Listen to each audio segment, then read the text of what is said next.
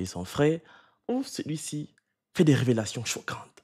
On se rend compte qu'il y a effectivement quelqu'un derrière sa candidature au Mandem, sa candidature illicite, sa candidature de voyou, afin de perturber le processus électoral et surtout afin d'écarter Maurice Kamto. Je vous laisse écouter la conversation de Voice.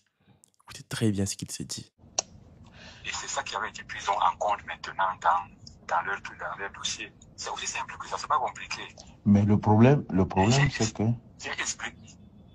Non, le problème, c'est que il n'y a pas un document qui dit que après celui qu'on avait entériné comme président du parti, est-ce qu'ils doivent maintenant venir fouiller dans les textes internes d'un parti pour chercher à tout prix invalider le candidat? C'est un jeu que si on peut retourner contre eux, aussi au RDPC, parce qu'ils n'ont même pas eu le congrès ou bien le truc qui a désigné le président. Donc je sais qu'ils peuvent inventer des trucs. Mais pour moi, c'est que, ok, d'abord, tu crois que l'avocat qui t'a trouvé 30 millions en 2 jours là, tu n'es pas sûr que c'est un gars du pouvoir? Je le connais très bien. Mais il prend 30 millions facilement comme ça, gars. Même s'il est milliardaire, 30 millions. C'est pas lui. Il m'a dit que si tu me donnes l'autorisation, moi j'organise. Ah, là je... Oui. Mais j'ai mon argent. Il me dit que si tu me donnes l'autorisation, moi j'organise. Donc je ne sais même pas qui a mis quelque chose dedans. Ah, je ok. connais une seule personne qui m'a dit que si tu me donnes l'ok, moi j'organise. C'est tout. Oui. Et puis, je vois les gens dire que j'avais retiré ma requête au tribunal pour ne pas aller à la Cour suprême. Et c'est vrai, parce que le conseil qu'on m'a donné, quand on a regardé le papier que Milat avait signé en disant que Ekane est président du comité directeur, et quand on regarde le texte du parti, on voit qu'il n'y a pas ça. Le conseil juridique me dit que mais on a mis, c'est ta chose. Ce qu'on lui a donné là, c'est autre chose. Toi, tu vas chercher quelqu'un, quelque chose qui ne te ressemble pas. Et si tu as le comité directeur dans la secte, j'ai dit non. Ce n'est donc pas la même chose. Laisse-le faire. Tout ce qu'il fait est nul et de nul le fait. Parce que voici la logique ici. C'est aussi simple que ça. Donc, ces deux parties, maintenant, il faudrait que lui trouve donc un document qui atteste un manidem avec comme le bureau du comité directeur. Il n'y en a pas. Mais non, en tout cas, non, moi je pense que c'est lui qui, comme en fait, je pense que toi tu le sais déjà, donc je m'étonnais sur la motivation de cet avocat, donc ça veut dire qu'il roule pour le gouvernement.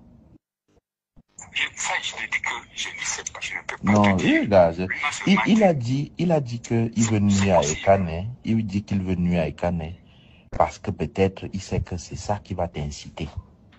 Mais lui, je ne pense pas qu'il a un problème personnel avec Ekane. Lui, son objectif est ailleurs.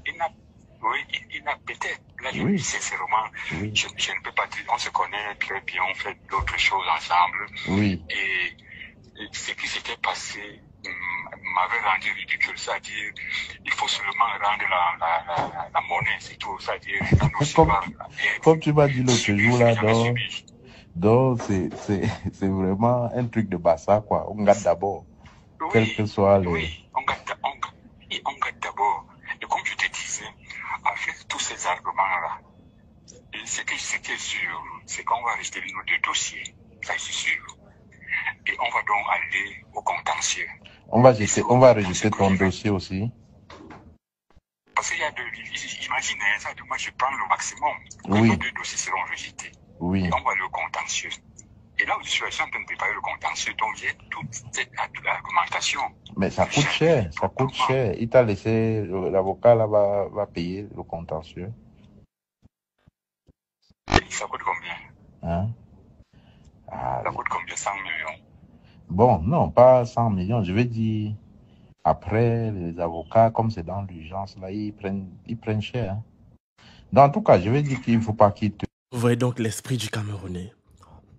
C'est à cause des esprits des Camerounais, là, de la mentalité camerounaise, là, qui est dans la tête, là, que Paul Biya, là, il a dirigé le Cameroun pendant 43 ans. Parce que regardez comment les motivations, les problèmes personnels des gens, il a bien dit c'est un problème entre Bassa, entre leur ego là-bas. Il a eu un contentieux avec avec Ekane, Anissé Ekane, entre eux là-bas, ça fait que maintenant, aujourd'hui, il veut se venger. Et pour se venger de Ekane, il veut tout faire pour que ça se gâte. Voilà, il a donné l'autorisation à un avocat, un soi-disant avocat, on ne sait pas. Il ne veut pas dire si l'avocat est du gouvernement ou pas, est du pouvoir ou pas. Mais l'avocat a tout organisé. On lui a payé les 30 millions, on a fait son dossier, il est juste parti, il est quand même déposé et signé. Fin de l'histoire. Aujourd'hui, il a tué l'espoir de tout un peuple. Il a tué l'espoir de toute une nation pour ses intérêts personnels, pour son ego personnel, parce qu'il a un problème personnel avec Anissé Ekane. Regardez donc la mentalité des Camerounais. Quand tu regardes, bon, peut-être qu'on lui a donné assez d'argent pour nourrir sa famille jusqu'à. Mais même si on t'a donné assez d'argent, je suis sûr que ça ne dépasse pas 100 millions. Et vous savez, les agents comme ça, là, tu ne vas rien faire avec. Tu ne vas rien foutre avec. Tu vas finir de dépenser ça, ça va finir. Mais ça va finir et tu vas redevenir pauvre dans 5 ans. Même pas. Le prochain mandat de Paul Biya, là, parce que c'est clair que Paul Biya va gagner. Si en face, vraiment, Moïse Kamto ne soutient personne, c'est clair que Biya va gagner.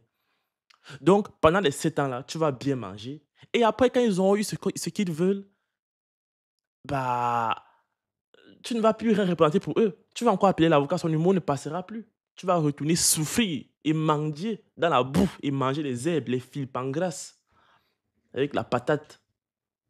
Donc, voilà donc comment les Camerounais, dans leur mentalité, dans leur motivation, pensaient seulement à leur ventre et à oublier les autres. Tout pour moi, rien pour l'autre. Si c'est que toi, tu n'as pas, mieux ça se gâte. Mieux nous tous on paye. Si tu m'as fait quelque chose et que j'ai l'occasion de te rendre l'appareil, je vais le faire, mieux nous tous on perd. Voilà.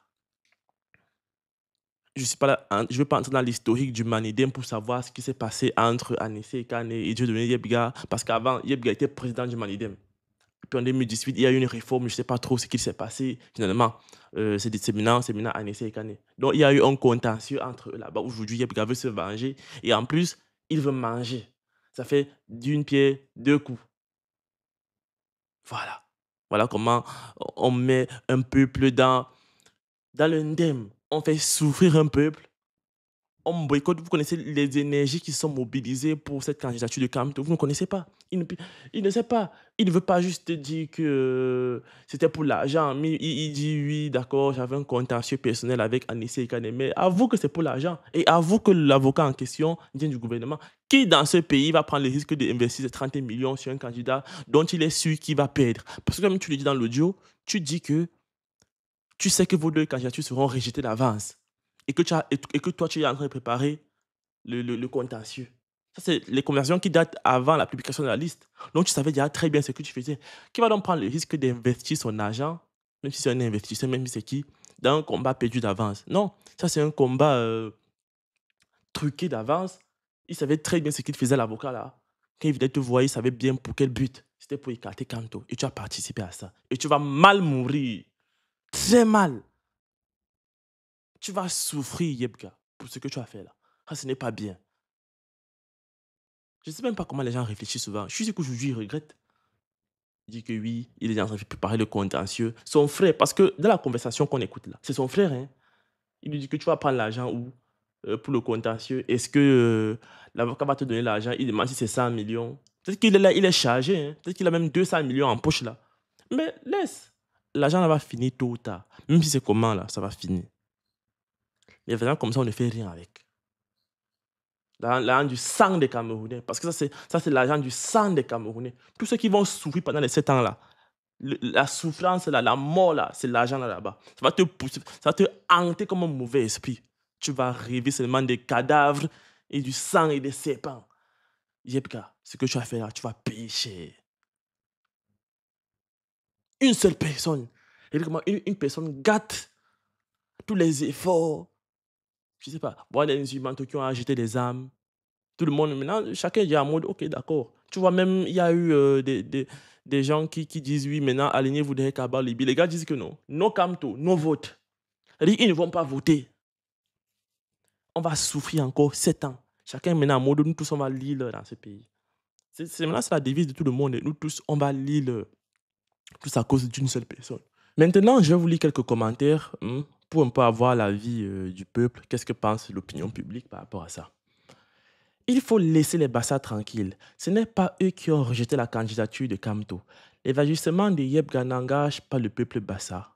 Voilà, parce que les gens commençaient à dire dans les commentaires, oui, c'est comme ça que les Bassa sont, ils sont méchants, ils sont traîtres, ils veulent tout pour eux. Mais ça, ce n'est pas que les Bassa. Ça, c'est un comportement camerounais. Voilà, c'est un comportement du Camerounais en lui-même. Il pense seulement à lui, égoïste comme jamais, comme le serpent. Quelqu'un d'autre dit, j'en connais des Bassas de qualité de vrais hommes intègres. C'est pas pour un dégénéré qu'on va condamner toute une communauté. Ce qui est sûr, les millions là ne serviront ni à ses enfants, ni à lui-même. C'est perdu depuis pour lui. Il sera liquidé. Comme je l'ai dit, honnêtement, même si c'est 1 milliard qu'on lui donne, ça ne va servir à rien. Il va manger, non, il aura toujours faim. Et ça va finir très mal. Très mal. Un autre commentaire. Tous ceux qui supportent Kamto devraient se rallier à Akerimuna de la même manière que Akerimuna a sacrifié sa candidature en 2018 en faveur de celle de Kamto. S'il faut même se sacrifier, hein, honnêtement, s'il faut même sacrifier la candidature, c'est pas pour Akerimuna. Akerimuna, mon frère. Akerimuna. Ce sont les mêmes gens du régime. N'est-ce pas sa sœur, tout le monde était ministre dans ce pays. Son père était un membre du gouvernement de ce pays. Lui-même, là, il est bien, il est à l'aise, il n'a pas besoin d'être président. C'est juste pour figurer, c'est juste, vas-y, pour faire figuration. Hmm? Donc, laissez Akehi Mouna tranquille. Il n'est pas dans vos histoires. Il ne vous a pas dit il voulait être président de la République du Cameroun. Je vais lire un autre commentaire. Laissez les pleurs. Vous voulez aussi le changement, non? Ralliez-vous au moins à Akehi Mouna qui lui a soutenu. Bon, j'ai lu ça. Si toi aussi tu es en train de défiler. Maintenant, on dit. Mission accomplie. Il va faire semblant de faire un recours devant le Conseil constitutionnel juste pour amuser la galerie et retourner dans son coin de traître. Bah écoute, qu'est-ce que vous voulez? Dit qu'il avait déjà tout préparé. Dès le début, on avait déjà tout préparé. Avant même qu'il ne pose sa candidature, ils avaient déjà lu. Ils savaient déjà que on va rejeter la candidature, on va rejeter les 2 trucs du Manidem, il va aller au contentieux. Donc, tout est prévu d'avance. On est là pour ça. Je vais lire un dernier commentaire. Et on ne sont pas très inspirés. On dit ceux qui trahissent le peuple sont maintenant dehors. Ils étaient là en coulisses à manigancer, à saboter l'espoir, à vendre la souffrance des Camerounais contre des postes, des promesses ou des silences bien payés. Aujourd'hui, ils se montrent au grand jour. Ils n'ont plus peur car ils pensent que le peuple est vaincu. Mais qu'ils sachent une chose. Le peuple n'oublie pas, l'histoire retiendra les noms. Ils ont trahi l'unité, ils ont piétiné l'avenir, mais le Cameroun ne leur appartient pas.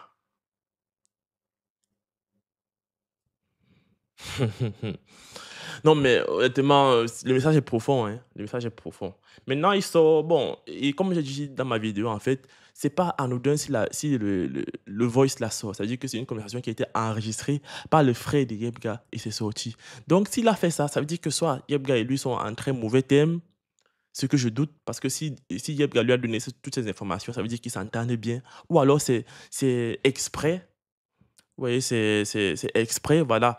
Il est en train d'essayer de se racheter. Il dit la vérité. On dit faute avouée à Mathieu pardonner. Il se libère un peu vas-y, de ce qu'il a fait. Il essaie un peu d'avouer tout, quoi.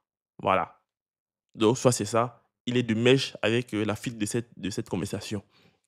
On dit, oh non, j'ai lu ça, ceux qui trahissent le peuple.